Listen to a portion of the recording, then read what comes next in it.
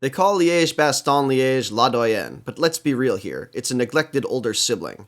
I mean, Liège basically set the model for one-day racing, inspired the Tour of Flanders, is probably the truest all-around test of a rider, but everyone coos over its 4-year younger sibling. Like, ooh, it's so cute, look at the cobbles!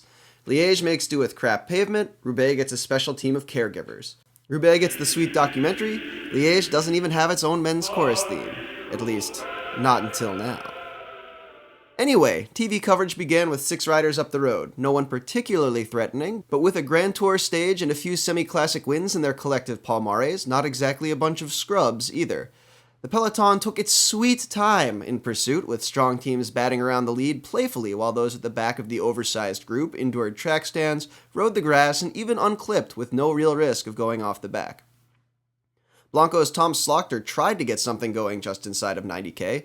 Saxo Bank managed to shed some riders with its acceleration some 12k later, but for the most part the early action came from the break. IAM Cycling's Prim and Lang yo-yoing, some decidedly aggressive souvenir collection in the feed zone, and Top Sport's Sander Armé in a serious hurry to empty his bladder. But none of it could top the alarmingly authentic Benny Hill routine put on by Bart de Klerk after something went wrong with his electronic shifting after a neutral service wheel change. Team car pushed him basically back into the break. Okay, still needed a fix. New wheel ought to do it. Nope. Okay, a little tweak and go. No new bike. Okay, yes, new bike. Don't forget the computer in the bottle, and we're off. Of course that Commissar Moto didn't catch us doing anything, and we always ride side by side, so stop filming us. De Klerk somehow rejoined the break just in time for the big teams to get really excited about coming into La Redoute at 46k to go. Sky won the race to the bottom of the climb, sending David Lopez Garcia up the road and then promptly threw out a roadblock. Katusha's Alexander Kolobnev hand-slung around it and was immediately counterattacked by Astana's Jakob Fulsong. Sky, ever persistent, formed another roadblock with BMC's Philippe Gilbert that kept most of the rest of the favorites in place. As the riders who'd evaded Sky's antics struggled up the climb and past the now shattered break, Lopez Garcia, Fulsong, and Movistar's Rui Costa formed a group, which later grew to 7. A duffed line and a good chase brought them back briefly, but Lopez Garcia launched again, springing free an almost identical group, with Blanco's Lawrence Tendam and FDJ's Peric Fredrigo replacing BMC's Matthias Frank. And this was a bummer for the World Champs team, because at 28.6k to go, it meant a lot of work on the front. BMC was parked in the driver's seat a full 10 kilometers, all the way into the substituted Côte de Colonster.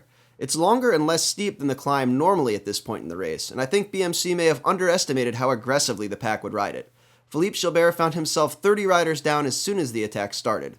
Worse still, he was without teammates, and with serious contenders now trying their luck, was forced to chase moves himself. As the climb wore on, Sky's Robert Uran and garmin-sharp's Ryder Hesjedal traded charges and strong-armed a group of 6 off the front.